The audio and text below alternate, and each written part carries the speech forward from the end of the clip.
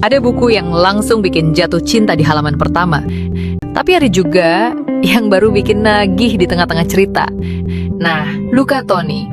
Dia bukan prolog yang heboh. Bahkan bab awalnya pun gak semua orang baca, bro. Karena beberapa cerita memang butuh kesabaran sebelum akhirnya layak dikenang di akhir halaman. Dia mulai main di Modena, Treviso, Vicenza, Brescia, sampai Palermo. Klub-klub kecil yang kayak catatan kaki dalam sejarah Serie A.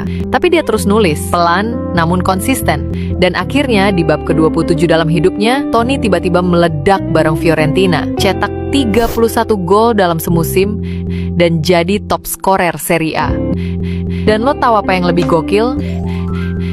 Yap, dia jadi bagian timnas Italia yang berhasil jadi juara Piala Dunia 2006.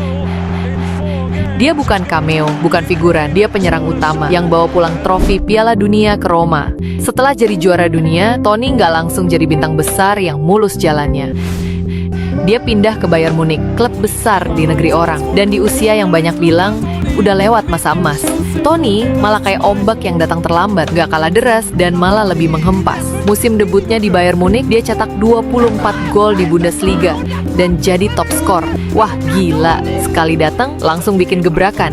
Tapi cerita belum berhenti. Di bab terakhir tulisannya, saat kebanyakan cerita mulai menurun, Toni justru nulis halaman yang paling terang, bro. Usia 38 tahun bukan akhir buku, tapi bab puncak yang penuh warna. Di Hellas Verona, klub yang sederhana tapi penuh makna. Dia masih jadi penulis gol terhebat, top skor Serie A. Dan ini pembuktian kalau dalam sebuah cerita, bab terakhir bisa jadi yang paling mengesankan. Sampai akhirnya dia pensiun. Bukan karena redup, tapi karena ceritanya udah lengkap. Karena nggak semua cerita harus dimulai dengan gemilang. Kadang yang datang belakangan justru bertahan lebih lama di kepala. Luca Toni.